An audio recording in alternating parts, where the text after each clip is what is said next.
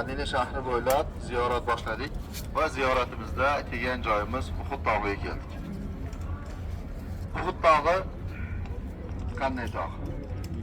Uhud tog'i nima tog'? Ya'ni mana shu haqida qisqacha va Uhud tog'ida qanday voqealar bo'lgan, shular haqida qisqacha bir suhbat qilamizda, undan keyin ziyoratimizni davom ettiramiz inshaalloh. Uhud tog'i haqida Rasululloh sollallohu alayhi vasallam marhamat qiladi. Yuhibbuna va nuhibbu. Uhud tog'i musulmonlarni yaxshi ko'radi. Musulmonlar ham Uhud tog'ini yaxshi ko'radi. Yana Uhud tog'i haqida Rasululloh sollallohu alayhi vasallam aytadi. Uhud tog'i jannat tog'laridan bir tog'dir. Ya'ni Jabal Uhud minal jannah, ya'ni jannat tog'laridan bir tog'dir Uhud tog'i deydi. Yana Rasululloh sollallohu alayhi vasallam o'z hadisida marhamat qiladi. Kim bir mo'minning janozasiga qatnashsa, bir qirot ajr oladi deydi. Sahobalar yo Rasululloh bir qirot qancha bo'ladi deganda, Rasululloh sollallohu alayhi vasallam bir qirot bir Uhud tog'ichalik bo'ladi deb marhamat qilgan. Ya'ni Uhud tog'i qaysi tog' ekan? Jannat tog'laridan bir tog'. Qani ana shu tog'? Yeni tanishyapmiz, qayerqamdamiz? Avval bilan kelganlar bormi? Yo'q. Hamma birinchi bor. Hoji bor boshqa. Hoji bor. Xo'p, Uhud tog'i mana bu tog'. Uhud tog'i mana bu tog'. Ya chalg'itmadi buni, Uhud tog'i katta tog'. Xo'p. Uhud tog'i mana shu tog'. Uhud so'zining ma'nosi ahad, yagona degan so'zdan kelib chiqadi.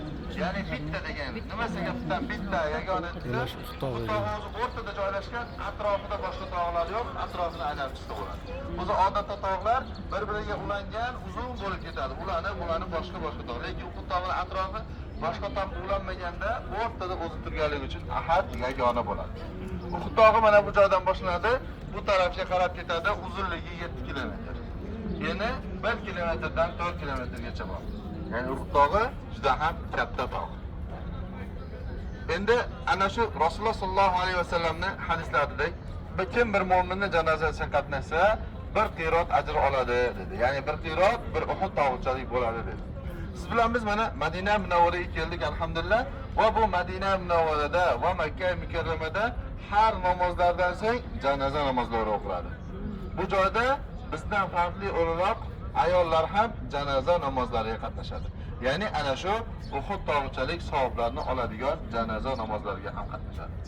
Endi Rasululloh sollallohu alayhi vasallam bir mo'minning janozasiga qatnashsa, bir qirot ajr oladi dedi.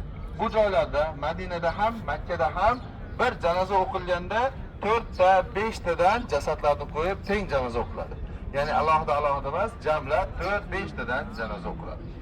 Endi biz 4 ta bir janoza o'qiganimizda 4 ta mo'minning janozasiga o'qiyapmizmi? Demak, har biriga Alloh taolo bittadan alohida qirot ajr berishini Alloh taolodan umid qilamiz. Yana biz ana shu janoza namozlarini qaysi masjidda o'qiyapmiz? Masjid-i Nabaviyda. Masjid-i Nabaviyda bitta qilingan ibodat 1000 barobarga ko'p. Ya'ni har biri 1000 barobardan bo'lsa, 4 ta janoza o'qisak 4000 ta Uhud ajrini olishingni Alloh taolodan umid qilamiz. Shuning uchun ham janoza duosini yodlamaganlar yodlab, janoza duosini qoldirmasdan imkon boricha janoza namoziga qo'shilib o'qishlikni tavsiya qilamiz. Ya'ni mana shuncha ajrdan quruq qolib ketmaslik uchun. Endi Makkaga borib janoza o'qiydigan bo'lsanglar, bitta janoza qancha bo'ladi Makkada? 100,000 barobar bo'ladi. Ya'ni bitta janoza o'qiganda 4 ta jasadga janoza o'qilsa 400,000 ta mana shu Uhud tog'ichalik ajr olgan bo'lamiz inshaalloh Alloh taoloning marhamati bilan. Xo'p, bu Uhud tog'ida yana musulmonlarning boshiga bir musibat tushadi, bir mag'lubiyat keladi.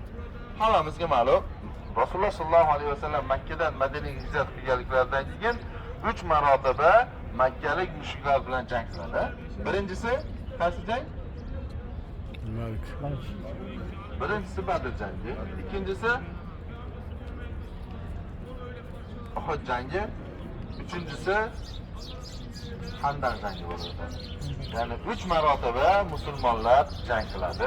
Birinchisi Badr jangi, ikkinchisi Uhud jangi, uchinchisi Handaq jangi bo'lib o'tadi. Ya'ni bu bizning tariximiz va mana shu tarixlarimizni bilib olishimiz kerak bo'ladi. Birinchi Badr jangida musulmonlar g'alaba qozonadi. Musulmonlarning soni qancha bo'ladi? 300 ta bo'ladi. Kofirlarning soni 1000 ta bo'ladi. Lekin Alloh taoloning yordami bilan ana shu 300 ta askar bilan musulmonlar g'alaba qozonadi. Ikkinchi jang mana shu Uhud jangi bo'lib o'tadi. Bu Uhud jangi bir tarafdan qaraganda ana shu Badr jangini sal davomiyga, ya'ni javobiga o'xshash jang bo'ladi. Bu Badr jangi bo'lishligining sababi birinchisi ikkita sabab bor. Birinchisi Badr jangi ana shu Uhud jangi. Badr jangida mushriklardan 1000 kishi shahid, ya'ni 1000 kishilik qo'shin bo'lganda, lekin musulmonlar juda ham ko'pini o'ldirib olgan.